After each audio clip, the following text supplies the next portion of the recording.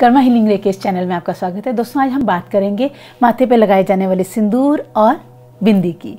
पुराने ज़माने में पुरुष और स्त्री दोनों ही माथे पे टीका लगाया करते थे। अब धीरे धीरे पुरुषों ने टीका लगाना बंद कर दिया है और स्त्रियां भी स्टिकर वाली बिंदी पे आ गई हैं। पहले ज़माने में हम या तो चंदन या कुमकुम की लगाया करते थे। उसका कारण था, हमें वो रिचुअल की तरह करवाया गया, लेकिन वो रिचुअल के पीछे एक साइंटिफिक कारण है। हमारे दोनों भवों के बीच में यहाँ थर्ड आई पे एक ग्लैंड है जिसे कहते हैं पीनियल ग्लैंड। जब हम कुमकुम या चंदन की बिंदी यहाँ पे इस तरीके से लगाते हैं तो यहाँ प्रेशर पड़ता है। प्रेशर पड़ने से वो ग्लैंड स्टिमुलेट होता है और उसके गुण एनहांस होने लगते हैं।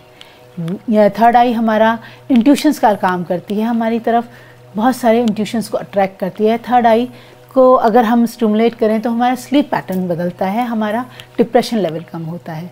तो पुराने ज़माने में यहाँ पे बिंदी लगाने से यही होता था कि वो डिप्रेशन के शिकार नहीं होते थे। आजकल लोग डिप्रेशन के शिकार भी इसीलिए ज़्यादा हो रहे हैं क्योंकि हम थर्ड आई को स्टिमुलेट ही नहीं करते। मैं ये नहीं कह रही कि आप कुमकुम या चंदन लगाएं, अगर आपको नहीं पसंद है बिल्कुल ना लगाएं, लेकिन लगाने से कोई हर्ज नहीं है।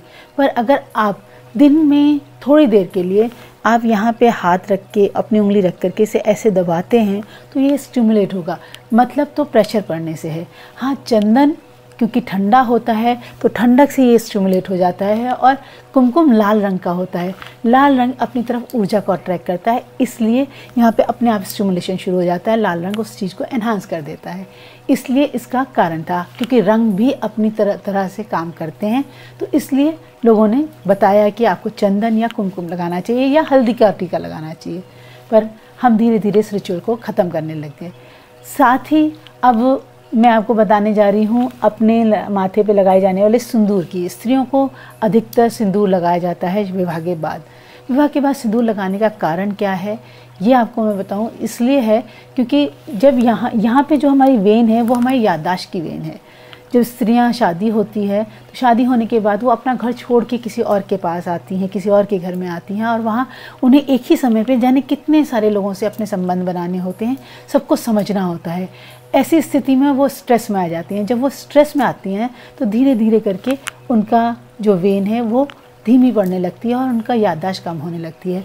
और ये उनके साथ सिर्फ कुछ दिनों के लिए नहीं, हमेशा के लिए होता है, क्योंकि स्त्रियों के संबंध परिवार में सबसे हमेशा के लिए बनाने होते हैं। उनको हमेशा हर चीज़ सोच के चलना पड़ता है, और स्त्रियां इसीलिए सोचती ज़्यादा हैं और टेंशन में ज़्यादा आती हैं, जबकि पुरुष ज़्यादा सोचते नहीं हैं। कोई भी कार्य करना होता है तो इमीडिएट अपना डिसीजन लेते हैं और कर जाते हैं, लेकिन स्त्रियां सोच समझ के डिसीजन लेती हैं।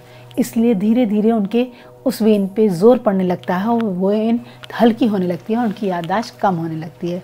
तो जब हम सिंदूर लगाते हैं यहाँ से तो हमारी ये वेन दबती है और हमारी याददाश्त इंक्रीज़ होने लगती है। हमारा स्टिमुलेट होकर के हमारे जो याददाश्त के गुण हैं वो बढ़ जाते हैं और हमारा रक्त प्रवाह इस एरिया में बढ़ जाता है।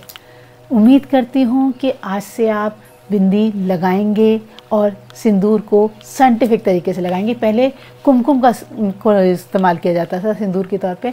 आजकल जो सिंदूर है वो सीसा यूज़ होता है उसमें, और सीसा हमारे ग्लैंड्स के लिए अच्छा नहीं है, इसलिए हम लोग यूज़ नहीं करते। और आप एक सोचिए कि थर्ड आई पे हम क्यों इस फिंगर का यूज़ करते हैं। इस फिंगर का यूज़ करने का वजह यह है कि ये फिंगर से हमारी हार्ट की वेन जाती है, और जब हम इस फिंगर को यहाँ रखते हैं तो ब्रेन और हार्ट के बीच में हमारा सिंक्रोनाइजेशन हो जाता है।